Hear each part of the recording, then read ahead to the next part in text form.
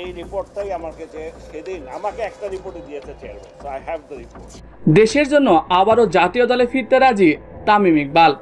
আজ রাতে বিশ্বকাপ খেলতে উড়াল দিচ্ছেন তামিম। হ্যাঁ প্রিয় দর্শক, এই নিয়ে বিস্তারিত জানতে হলে ভিডিওটি না টেনে শেষ পর্যন্ত দেখতে থাকুন। আর আপনি যদি আমাদের চ্যানেলে নতুন হয়ে থাকেন তাহলে এক্ষুনি সাবস্ক্রাইব করে রাখুন। আর ইতিমধ্যে সাবস্ক্রাইব করে থাকলে আপনাকে অসংখ্য ধন্যবাদ। বাংলাদেশের অবস্থা এতটাই খারাপ যে যুক্তরাষ্ট্রের মতো দলের বিপক্ষেও তারা হারে।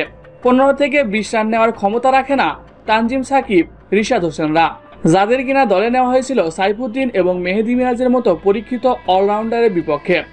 এই দুইজনের অভাব এতদিন বুঝতে না পারলেও গতকাল শেষ 4 উইকেটে যখন 24 রান দরকার ছিল তখন বুঝতে পারছিল বিসিবি। বাংলাদেশ তখন ঠিক টের পেয়েছে মিরাজ সাইফুদ্দিনের অভাব। তবে দলের সব থেকে বড় সমস্যা হলেন ওপেনিং সমস্যা। তাই তো এই সমস্যা কাটাতে তামিমের দ্বারস্থ বিসিবি বস নাজমুল হাসান পাপন। তামিমকে বিশ্বকাপ ফেরাতে রাজি হয়েছেন নাজমুল হোসেন পাপন। এই নিয়ে নাজমুল হাসান পাপন বলেন, দেশের বিপদে তামিম চুপ করে থাকবে না তা আমি জানতাম, তাই তো তাকে আবারও রিকোয়েস্ট করেছি, সে রাজি হয়েছে। সে আবারও একবার দেশের জন্য এবং দেশের মানুষের জন্য দলের হয়ে ফিরতে প্রস্তুত।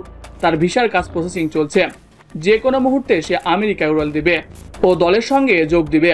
এছাড়া মিরাজ সাইফুদ্দিনকেও আমেরিকায় পাঠানো হতে পারে। দেশে ফিরতে পারে লিটন দাস ও তানজিম সাকিব।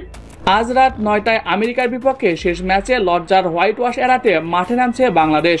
এর পরপরই নতুন বিশ্বকাপ দল আবারও ঘোষণা করতে পারে বিসিবি। তো প্রিয় দর্শক, আপনারা কি মনে করেন? তামিম ইকবাল, মেহেদী মিরাজ ও সাইফুদ্দিনকে কি দলে চান? আপনি আপনার মতামত জানাতে পারেন কমেন্ট বক্সে। এছাড়াও খেলাধুলার সকল আপডেট সবার আগে পেতে হলে আমাদের চ্যানেলটি সাবস্ক্রাইব করতে ভুলবেন না। ধন্যবাদ সবাইকে।